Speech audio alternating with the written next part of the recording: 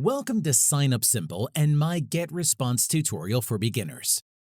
In this video, we will learn how to link a subdomain to your landing page. This video is number 11 of 12 videos in this video series. And if you are not already signed up with GetResponse, I have provided a link in the description for you to use to sign up.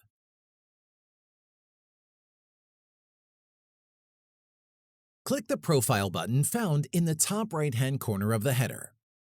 Click Manage Account. Click Landing Page Domains. Click Add Domain.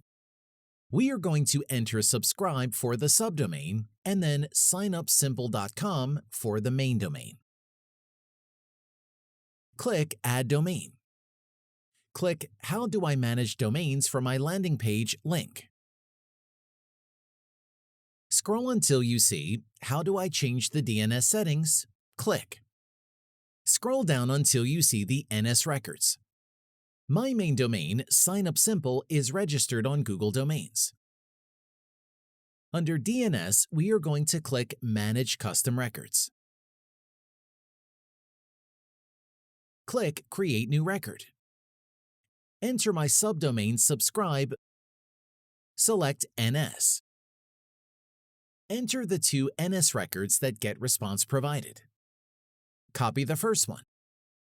Add more to this record. Copy the second NS record. And now I am going to click Save. We have successfully linked the subdomain to GetResponse. We are going to go back to GetResponse and refresh the page. Click Tools. Click Landing Page. Edit the landing page that we created in previous lessons. The idea here is that we are going to link subdomain to landing page. Click Next Step. Scroll down to Landing Page URL Settings.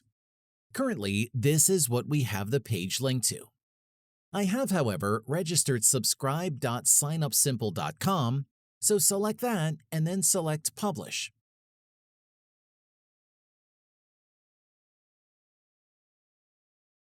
Now it's published, and I will be going back to Managed Account.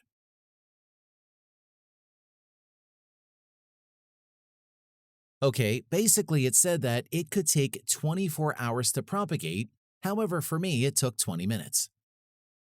This is how it looks when it is active. Here is the landing page being called from the subdomain, and now we can send traffic to our landing and add them to our list. Okay guys, thanks for watching. If you are not already signed up with GetResponse, then I have the link in the description.